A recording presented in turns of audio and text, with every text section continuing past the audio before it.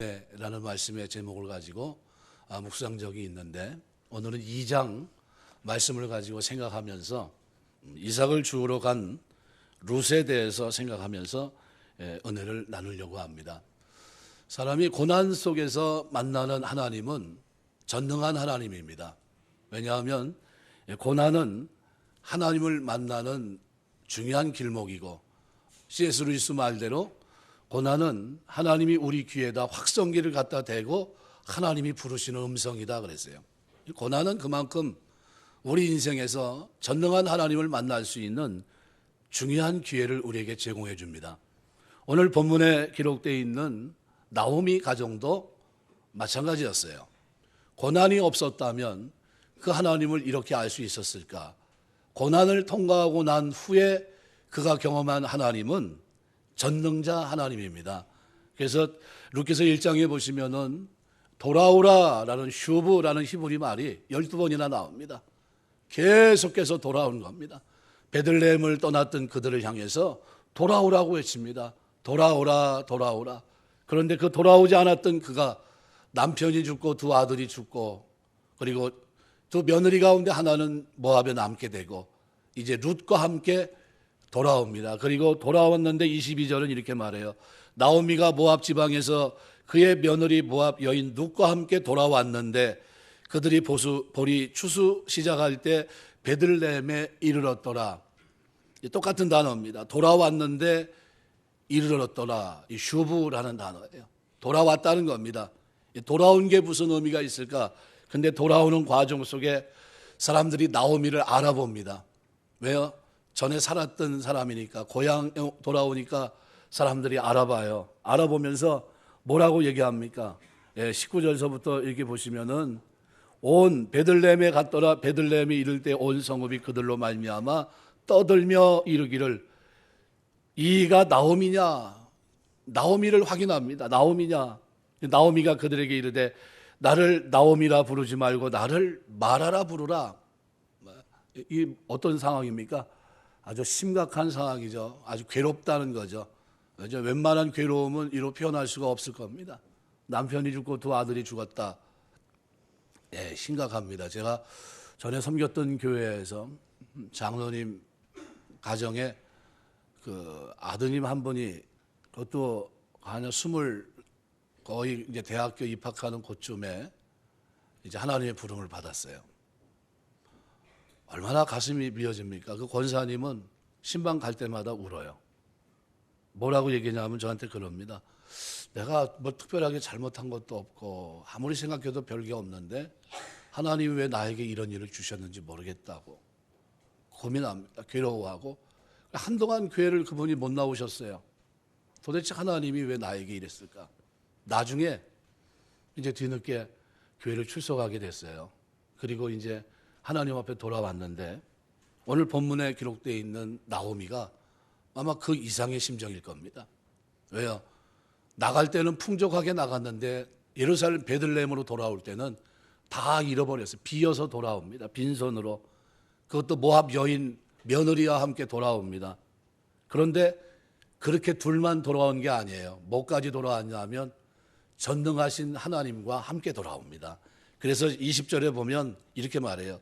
나오미가 그들에게 이르되 나를 나오미라 부르지 말고 나를 마라라 부르라. 이는 전능자가 나를 심히 괴롭게 하였습니다.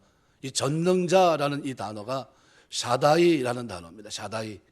능력의 하나님. 창세기 17장 1절에 기록되어 있는 나는 전능한 하나님이다. 아브라함에게 너 왜 내가 약속의 아들을 기다리라고 했는데 기다리지 못했느냐? 내가 전능한 하나님인지 너 몰랐느냐 할 때 그때 나는 전능한 하나님, 사다이 하나님이다 이렇게 얘기하고 있거든요. 바로 그 하나님을 고난의 터널을 통과하면서 깨닫습니다.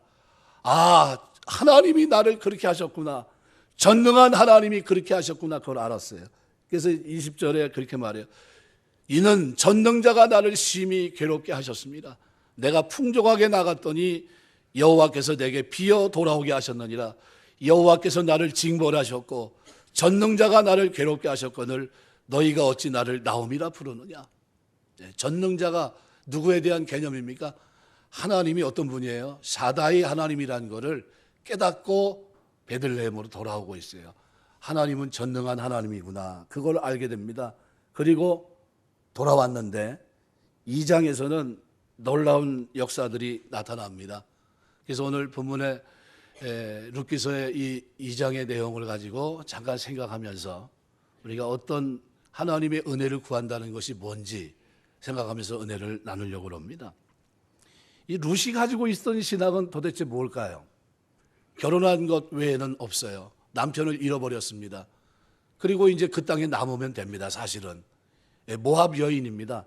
이 모압 여인은 우리가 아는 대로 롯이라고 하는 소돔 고모라 성이 멸망할 때 롯이 어떻게 합니까?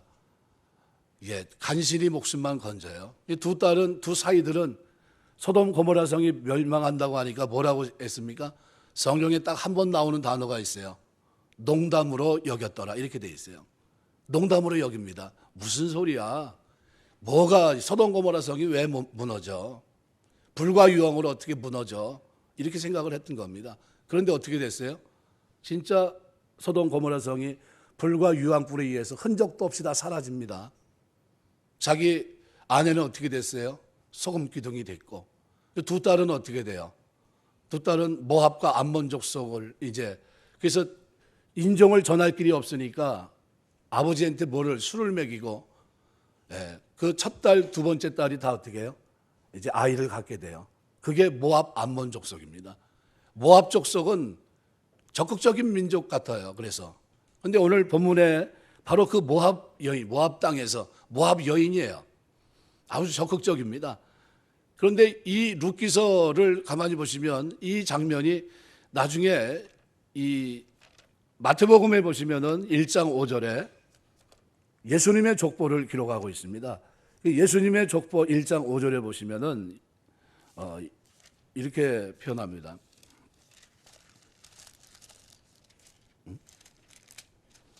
1장 5절에 살몬은 나압에게서 보아스를 낳고 보아스는 룻에게서 오벳을 낳고 오벳은 이새를 낳고 이새는 다윗왕을 낳으니라. 이 사람이 누구와 관계되어 있냐면 첫 번째는 라합과 관계되어 있어요. 라합이 누굴 낳았어요? 보아스를 낳고 보아스가 룻을 통해 누구를 낳습니까? 이새를 낳아요. 오벳을 낳고 오벳이 이새를 낳습니다. 그런데 여기 라합은 여호수아 2장에 기록되어 있는 라합은 기생입니다. 기생 라합이 정탐꾼들을 숨겨주는 일을 통해서 어떻게 해요? 하나님을 알게 돼요. 그 하나님은 어떤 분입니까? 상천하지 하나님, 가나안 땅을 이스라엘 백성이 주신 하나님, 그리고 기적을 통해서 어떻게 해요? 그 백성들을 진군시키고 있는 하나님이에요. 그 하나님을 경험하면서 이 라합이 어떻게 생각해요? 여호와 하나님만이 유일한 하나님이시구나. 그걸 믿어요. 그리고 그 이후로 그 인생이 어떻게 해요? 변화됩니다. 하나님의 구원을 받게 되고 완전히 놀라운 축복을 받게 돼요. 그 축복의 열매가 누굴까요? 오늘 본문에 기록되어 있는 보아스. 유력한 자라고 되어 있어요. 유력한 자라는 이 단어는 현숙한이란 여자와 하일이란 단어인데 똑같은 단어입니다. 남자를 부를 때는 유력하다고 표현하고 여자를 부를 때는 현숙하다고 부릅니다. 그런데 이 유력한 이 보아스라고 하는 사람이 등장합니다. 오늘 본문에 등장하는 이 보아스. 그래서 나오미의 남편 엘리멜렉의 친족으로 유력한 자가 있으니 그 이름은 보아스더라 이렇게 표현합니다. 보아스와 룻이 만나게 되는데 이 룻을 뭐라고 표현합니까? 현숙하다고 표현합니다. 그래서 3장 11절에 보시면은 이 룻이 나중에 어떻게 해요? 나중에 이렇게 얘기합니다. 내 딸아 두려워하지 말아라. 내가 내 말대로 내게 대행하리라. 내가 현숙한 여자인 줄을 나의 성읍 백성이 다 아느니라. 똑같은 하일이란 단어입니다. 한 현숙한 사람이나 유력한 사람이나 같은 단어예요. 남자에게는 그렇게 부르고 여자에게는 현숙하다고 부르는 겁니다. 그런데 이 축복을 받은 두 사람의 특징이 있어요. 그게 뭡니까? 하나님을 하나님으로 아는 거예요. 하나님을 전능한 하나님을 믿는 겁니다. 그런데 이 모압 땅이 어떤 땅입니까? 이 시대는 사사시대예요. 라합이 등장했던 이 시대, 기생나합이 등장했던 시대는 사사시대 초기에 분간합니다. 초기. 그러면 이 사사시대는 어떤 시대입니까? 성경이 자기 소견에 옳은 대로 행했던 시대입니다. 하나님의 말씀이 있지만 왕이 없기 때문에 자기 소견에 옳은 대로 행했던 때, 요즘으로 말하면 자기 뜻대로 행했던 겁니다. 말씀은 제껴놓고 자기 생각대로 살았던 시대가 사사시대예요. 근데 그 시대에 하나님을 아는 사람이 있었는데 그게 누구예요? 기생나합, 이방 땅에서 구원받습니다. 근데 그 시대 모압 여인 중에 룻이라고 하는 사람이 자기 어머니의 삶을, 나오미, 그죠? 시어머니의 삶을 들여다보면서 그가 누구를 경험합니까? 하나님의 향기를 느껴요. 어떻게 그 어머니를 통해서 그 하나님을 만나게 됐는지 성경은 정확하게 그 장면을 기록하고 있지 않습니다. 근데 분명한 것은 삶의 여정 속에, 그 살아가는 삶의 모습 속에서 시어머니에게 대단한 감화를 받은 것 같아요. 왜? 이런 결정을 내리기가 쉽지 않거든요. 자기 인생은 이제 시작입니다. 자식이 있는 것도 아닙니다. 모든 것이 다 새로울 수 있어요. 그리고 모압 땅에 있으면 자기는 새로운 사람을 만나서 결혼도 할 수 있어요. 그런데 자기가 뭘 결정합니까? 1장 14절 보시면 이제 어머니가 얘기합니다. 시어머니가, 야, 그러지 말고 너희는 앞날이 창창한데 좋은 남자 만나서 새로운 삶을 꾸려라. 이게 틀린 말이 아니거든요. 그런데 그때 이런 얘기를 합니다. 어머니 그런 소리 하지 마십시오. 제가 어머니와 함께 합니다. 그러면서 그들이 이제 마음을 붙잡고 소리를 높여 울면서 오르바는 시어머니에게 입맞추고 룻은 그를 붙쫓았더라, 이렇게 돼 있어요. 이 붙쫓았더라라는 이 단어가요, 따바크라는 단어인데 쉽게 말하면 운명을 같이 하겠다는 거예요. 운명을. 이게 원래 두 개의 물체가 물리적으로 달라붙어 떨어지지 않는 상태, 이게 따바크라는 단어예요. 붙쫓았더라. 이제 내가 어머니를 어떻게 해요? 떠나지 않겠다는 거예요. 어머니와 하나가 되겠다는 겁니다. 창세기 2장 24절 보면 하나님이 남자와 여자를 창조하시고 둘이 부모를 떠나 한 몸을 이루게 하신 거예요. 이때 하나가 되는 게 따바크란 단어입니다. 욥기서 19장 20절 보면 욥이 피부와 살이 완전히 뼈에 붙었다는 표현을 썼을 때 이때 따바크라는 단어를 씁니다. 룻이 시어머니 나오미를 붙여쳤었어요. 완전히 이제는 떨어지지 않겠습니다. 마치 뼈에 살이 붙은 것처럼 나는 떠나지 않겠습니다. 단순히 그것만 고백한 것이 아니에요. 한 걸음 더 나갑니다. 그러면서 하는 말이 뭡니까? 어머니의 하나님을 섬기겠다는 거예요. 17절에 보면 어머니께서 죽이시는 곳에 나도 죽고 거기 묻힐 것이고 내가 죽는 일 외에 어머니를 떠나면 여호와께서 내게 벌을 내리시고 더 내리시기를 원하나이다. 이미 이 마음속에 무슨 신앙이 있어요? 여호와의 이름을 부르는 신앙이 심어져 있어요. 그러면 가정생활에서 지금 누굴 만난 겁니까? 어머니의 삶을 통해서 여호와 하나님을 알았다는 거예요. 어머니가 섬기는 그 여호와 하나님, 그 하나님을 누가요? 룻이 알았어요. 그리고 내가 이게 아니다. 이 모압 땅에 있을 일이 아니다. 어머니와 내가 함께 하겠다. 그리고 어떻게 해요? 어머니와 생사고락을 함께 하겠다. 결단을 내립니다. 그리고 결단한 그대로 어머니가 떠나라고 하는데도 저는 떠나지 않습니다. 그랬더니 더 이상 괴롭게 하지 않아요. 16절에 보면 이렇게 말, 룻이 이르되 내가 어머니를 떠나며 어머니를 따르지 않고 돌아가라. 강권하지 마옵소서. 어머니께 가시는 곳에 나도 가고 어머니께서 머무시는 곳에 나도 머물겠나이다. 어머니의 백성이 나의 백성이 되고 어머니의 하나님이 나의 하나님이 되시리니. 하나님에 대한 신앙 고백을 가지고 있어요. 그분이 여호와라는 신앙 고백을 누가 갖고 있어요? 룻이. 하나님이 왜 보아스와 현숙한 여인 룻을 만나게 하셨는가? 그에게 뭐가 있었어요? 하나님에 대한 절대 신앙이 있어요. 믿음. 오늘 우리에게 이런 믿음이 있게 되시길 주의 이름으로 축원합니다. 그래서 이 믿음의 가문을 이루면서 오벳 이새를 낳고 이새가 누굴 낳아요? 다윗. 다윗이 아주 특징적인 것이 있습니다. 이 룻과 라합의 특징이 뭡니까? 하나님을 하나님으로 인정한 거예요. 하나님을. 상천하지 하나님은 유일하신 분이다. 여호수아 2장. 그 룻은 어때요? 마찬가지예요. 그 어머니가 말하는 여호와 하나님을 그가 알아가기 시작해요. 그리고 그 어머니는 고난의 자리에서 누굴 만났습니까? 샤다이 하나님을 비로소 알게 됐어요. 아, 이 일이 내가 한 것이 아니라 전능한 하나님이 이렇게 하셨구나. 전능한 하나님이. 이 환경이 내가 한 것이 아니라 돌아오지 않았기 때문에, 베들레헴을 떠났기 때문에, 약속의 땅을 떠났기 때문에 하나님이 이렇게 하셨구나. 그리고 하나님 앞에 회개합니다. 제가 돌아가겠습니다. 그리고 베들레헴으로 돌아가요. 돌아갔더니 그 믿음 안에 있었던 이 룻이 이런 고백을 드립니다. 2절 말씀에 보면 이렇게 말해요. 모압 여인 룻이 나옴에게 이르되 원하건대 내가 밭으로 가서 내가 누구에게 은혜를 입으면. 뭘 얘기합니까? 웬이란 단어예요. 히브리 말 웬, 은혜입니다. 우리가 창세기에 보면 노아 시대 많은 사람들이 어떻게 해요? 하나님의 진노의 심판을 목전에 두고 있는데 창세기는 노아에 대해서 뭐라 합니까? 노아는 여호와께 은혜를 입었더라 이렇게 돼 있어요. 오늘 우리가 이 시대 속에 살면서 여러분은 하나님의 은혜 속에 살게 되시길 주의 이름으로 축원합니다. 은혜. 마지막 시대가 마지막 그 심판을 눈앞에 두고 있어도 오늘 우리는 하나님의 은혜 속에 있게 되시길 주의 이름으로 축원합니다. 은혜를 입어야 돼요. 은혜를. 그런데 이 룻이 그 은혜를 거론합니다. 이때 당시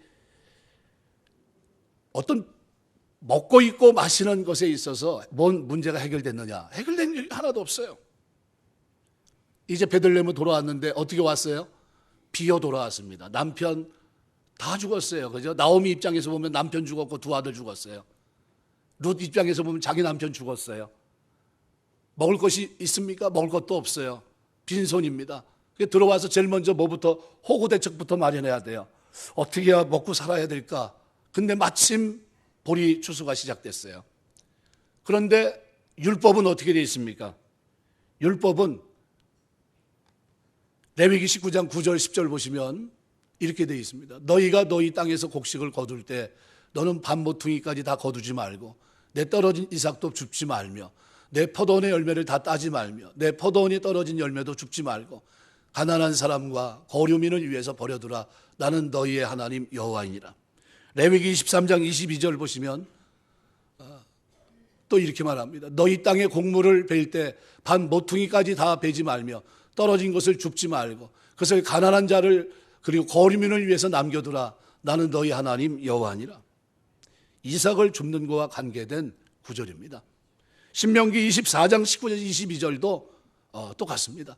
내가 밭에서 곡식을 벨 때 그 한 뭇을 밭에 잊어버렸거든. 이거 뭡니까? 배 놨는데 한쪽에다 이렇게 싸놨어요. 그런데 거두는데 이걸 잊어먹었어요. 앞에 것만 싹 거두고 갔어요. 뒤돌아가서 거두지 말라는 거예요. 내비 놔두라는 겁니다. 누가 먹어야 돼요? 가난한 사람이 거둬갈 수 있게 놔두라는 거예요. 가져오지 말고 나그네와 고아 과부를 위해 남겨두라. 그리하면 내 하나님 여호와께서 내 손으로 하는 모든 일에 복을 내리시리라. 약속이 있어요. 은혜의 약속이 있어요. 은혜로운 약한 사람들이 먹고 살 수 있는 너무나 좋은 이런 말씀이 있습니다. 그런데 문제는 밭을 추수할 때는 근접할 수 없다는 데 있어요. 이건 언제 얘기입니까? 이 추수가 끝나고 난 후의 일이에요. 후에. 그럼 지금 추수가 시작됐으면 끝날 때까지 기다려야 돼요. 그죠? 그럼 끝날 때까지 기다리면 며칠 기다릴지 모르죠. 추수가 며칠 동안 진행이 될 테니까.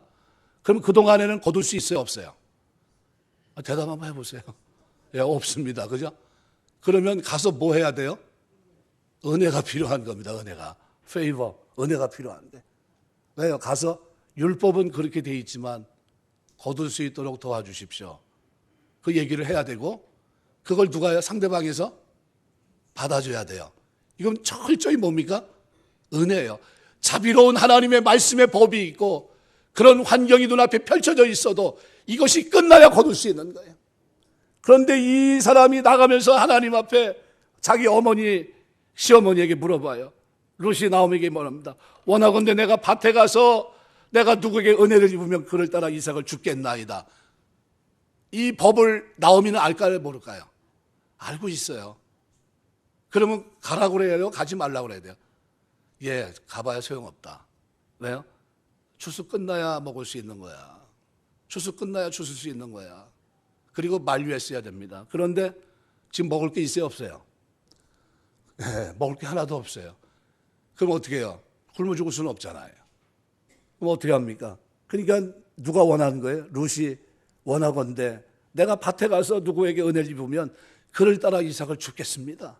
그랬더니 뭐라고 얘기하면 나오미가 그 얘기 이르되 내 따라 갈지어다. 가라고 그럽니다. 그러면 이런 며느리를 보낸 모압 땅에 살던 사람이 베들레헴 땅에 와서 추수하는데 그것도 추수할 시기 다 끝나고 난 다음에 해야 될 곡식을 줍는 그 일에 나간다고 했을 때 그걸 보내고 있는 시어머니 입장은 어떨까요? 은혜를 구할 수밖에 없어요.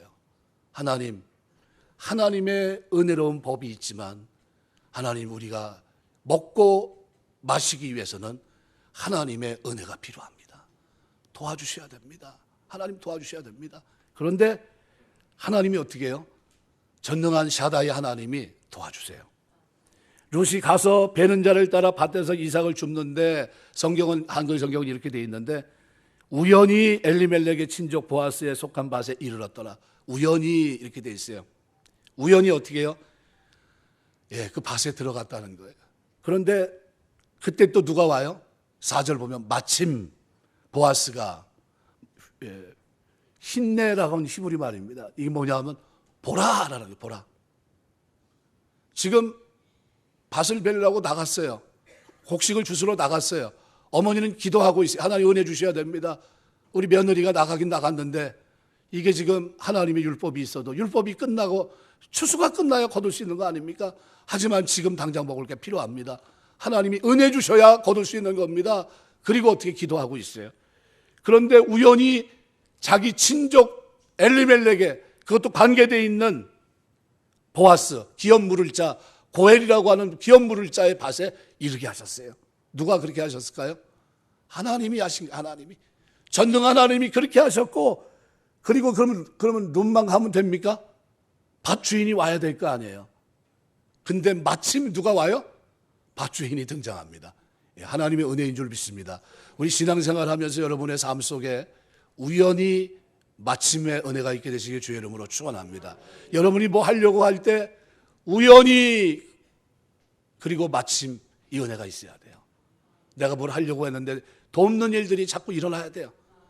그 사람 만나기 힘든데 그 사람 만나게 하시고 만나기 힘든 정도가 아니라 그 일을 이룰 수 있는 적임자가 나타나서 그 일을 어떻게 해요? 도와줘야 돼요.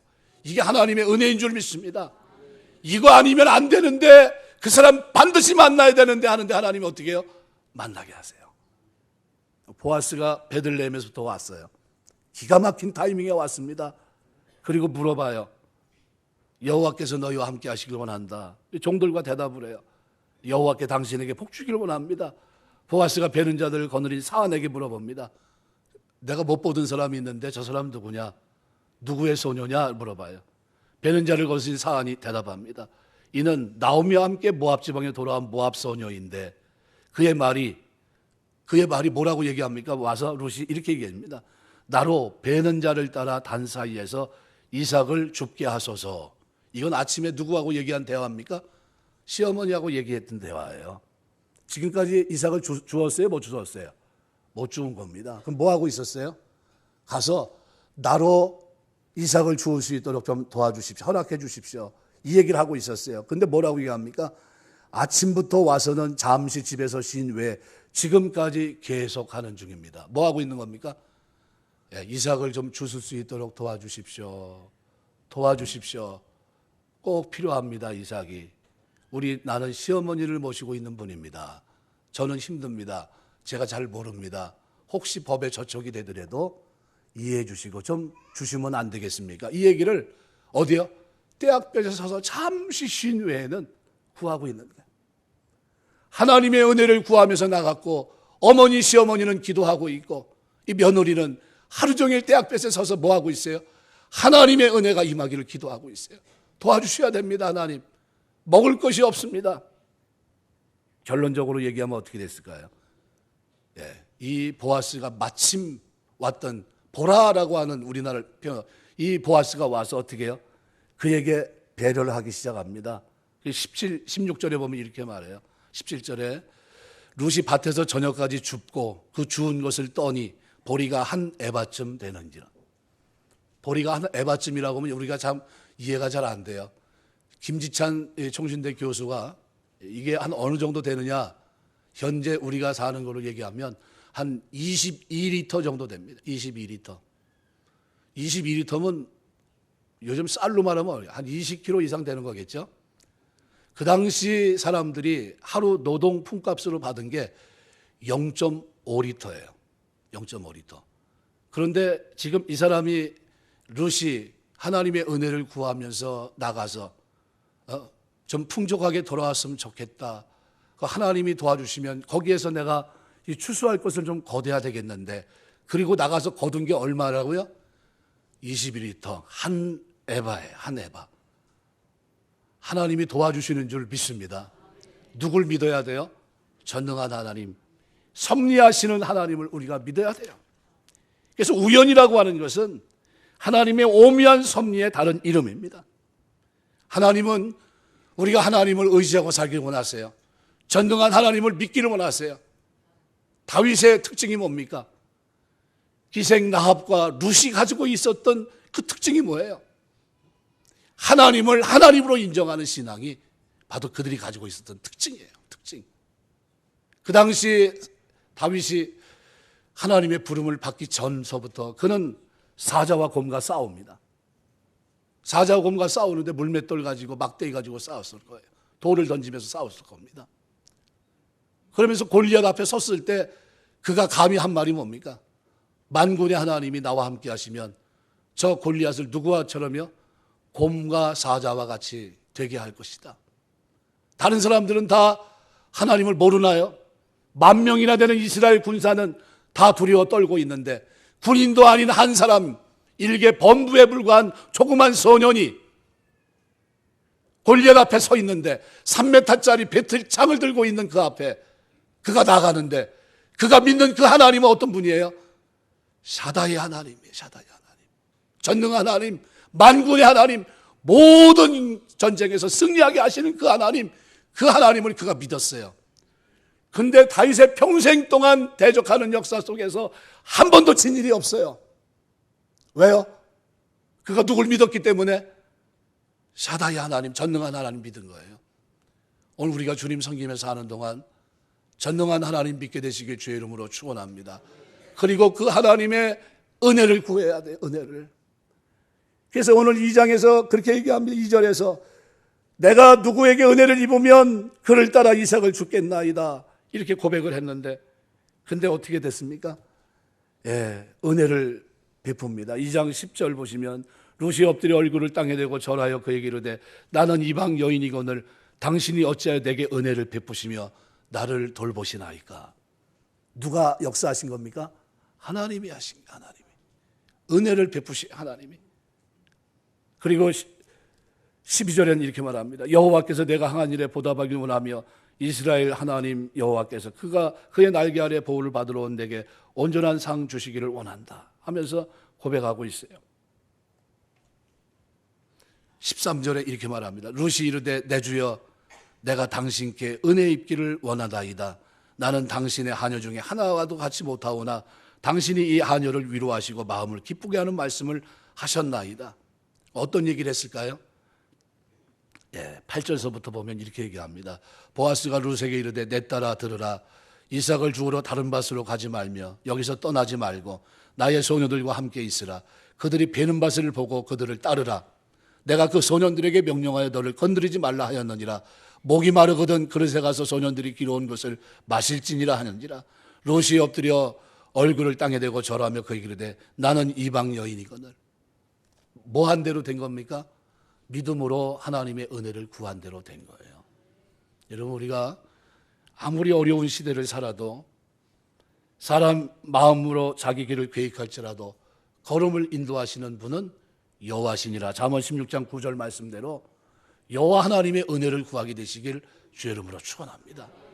이 은혜를 입어야 돼요. 우리가 시대 속에 살면서 하나님의 은혜를 구해야 돼요. 그리고 은혜를 구하는 것뿐만 아니라 은혜를 입어야 돼요. 은혜를 입는데 가장 중요한 것은 하나님을 하나님으로 인정하셔야 돼요. 하나님밖에 없습니다. 나는 하나님이 도와주셔야 됩니다. 오직 하나님의 은혜를 구합니다. 그 하나님 앞에 엎드려야 돼요. 그리고 믿음으로 나갈 때 하나님은 어떻게 해요? 우리의 삶에 상상하지도 못했던 축복을 주실 줄 믿습니다. 새벽에 보이던 얼굴, 보이지 않던 얼굴들이 많이 보이게 되시길 주의 이름으로 축원합니다. 은혜 구하는 시간에 가장 좋은 시간은 언제일 것 같습니까? 새벽에. 예수님이 습관을 조차 기도하셨는데 언제요? 새벽이에요, 새벽에. 그래서 시편에 보면 새벽에 하나님이 나를 도우시리로다. 새벽에 하나님이 도우시는 거예요. 은혜를 구하면서 하나님 앞에 엎드리면 하나님 도와주실 줄 믿습니다. 도와주세요. 나를 사랑하는 자들이 나의 사랑을 입으며 나를 간절히 찾는 자가 나를 만날 것이다. 간절히 히브리 말 주에 뭐라고 되어 있습니까? 새벽에 이렇게 돼 있어요. 새벽에 보이지 않던 얼굴이 나와 하나님의 은혜를 구하게 되시길 축원합니다. 사다이 하나님은 언제 만난다고요? 고난의 자리. 고난의 자리에서 만나기 전에 먼저 은혜를 입게 되시길 주의 이름으로 축원합니다. 오늘 나오미는 자기 인생은 마라였어요. 그런데 돌아오니까 하나님이 그렇게 하십니다. 말씀을 맺겠습니다. 누가복음 15장에 보면 탕자가 돌아왔어요. 어떤 모습으로 돌아왔습니까? 허랑방탕하게 살다가 다 잃어버리고 아주 냄새난 모습으로, 추악한 모습으로 돌아왔어요. 돌아오는데 상고가 아직 먼데도 아버지는 어떻게 해요? 뛰어갑니다. 아버지가 뛴 적이 한 번도 없는데 뛰어가요. 왜요? 다른 사람들이 보면 저 놈은 뭐예요? 불효자식이니까 죽일까 봐.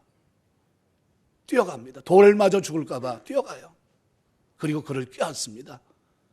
그리고 그를 데리고 와서 옷을 벗기고 목욕을 시키고 새 옷을 입히고 잔치를 베풀고 그리고 아버지가 끼고 있었던 모든 소유권 인장 반지를 쓱 빼서 어떻게 해요? 아들의 손에 딱 끼워줍니다. 이건 어떤 은혜일까요? 어마어마한 은혜예요. 영접하는 자 곧 그 이름을 믿는 자들에게는 하나님의 자녀가 되는 권세, 엑수시아라는 말은 모든 하나님의 축복을 말해요. 그 모든 권한이 우리에게 있어요. 그러면 그 권한은 앞으로 탕자가 이제 하나님 아버지를 제대로 만났어요. 그 은혜를 입었어요. 앞으로 어떻게 살까요? 다시 허랑방탕하게 드디어 또 아버지 재산을 내가 가졌으니까 다시 2차로 허랑방탕하게 살아가자. 그렇게 살겠습니까? 어떻게 살았을까요? 이 은혜를 내가 뭐로 보답할 수 있을까? 아버지의 은혜를 내가 어떻게 갚을 수 있을까? 그리고 어떻게 해요? 자신의 삶을 결단할 겁니다. 붙쫓았더라. 결단하는 게 어머니의 아버지 하나님이 내 하나님이고 어머니가 섬기는 그 하나님이 내 하나님이고 어머니가 눕는 그 자리에 나도 눕겠습니다. 결단하는 게 아버지가 원하시면 제가 이제는 바르게 살겠습니다. 말씀 앞에 순종하고 하나님을 하나님으로 섬기겠습니다. 고백할 겁니다. 그게 탕자예요. 오늘 우리가 탕자 같은 심정을 가지고 하나님 앞에 슈브 돌아오기만 하면 전능한 샤다이 하나님은 우리에게 은혜를 주실 준비를 하고 계세요. 여러분이 믿음을 가지고 하나님 앞에 엎드리면 하나님이 그 순간서부터 상상하지도 못했던 비어있고 마라와 고통 속에 있었던 내 인생을 기쁨의 축제로 상상하지 못했던 놀라운 길로 인도하십니다. 룻이 자기 스스로 내 후손을 통해서 내가 이 땅에 오실 그리스도를 이 땅에 오게 하셔야지 이런 계획을 갖고 있었습니까? 천만에요. 하나님은 이 연약한 여인 룻 그가 가졌던 그 믿음을 들어쓰셔서 그를 통해서 이 땅에 오벳을 이새를 낳게 하시고 이새를 통해 이 땅에 다윗을 오게 하셨고 다윗의 후손으로 이 땅에 그리스도를 오게 하는 놀라운 영예와 축복을 얘기해 주신 겁니다. 왜요? 그가 전능한 하나님을 믿어줬기 때문이에요. 믿어줬기 때문에. 말씀을 맺겠습니다. 신앙은 하나님의 은혜가 필요한 겁니다. 내 지식이 아니에요. 돌아올 때 주시는 하나님의 은혜, 그리고 그 은혜는 내가 결단할 때 하나님이 주시기 시작합니다. 돌아오기만 하면 하나님은 외면하지 않으십니다. 그가 누구든지 어떤 상황이 됐든지 하나님은 우연히 마침 돌아오게 하셔서 구한 그대로 그 구한 것을 그렇게 풍족하게 주시는 그 하나님을 우리가 우리 인생 속에서 만나게 되는 줄 믿습니다. 우리 교회를 출입하는 여러분들의 삶 속에 그 하나님의 마침의 은혜가 있게 되시길 축원합니다. 그래서 하나님, 내가 기도하고 이렇게 하려고 했는데 하나님이 이렇게 도와주셨어요. 하나님 감사합니다. 제가 하나님 영광에 살겠습니다. 이런 고백이 여러분의 기도 속에, 생활 속에 끊임없이 날마다 있게 되시기를 주의 이름으로 축원합니다. 기도하겠습니다.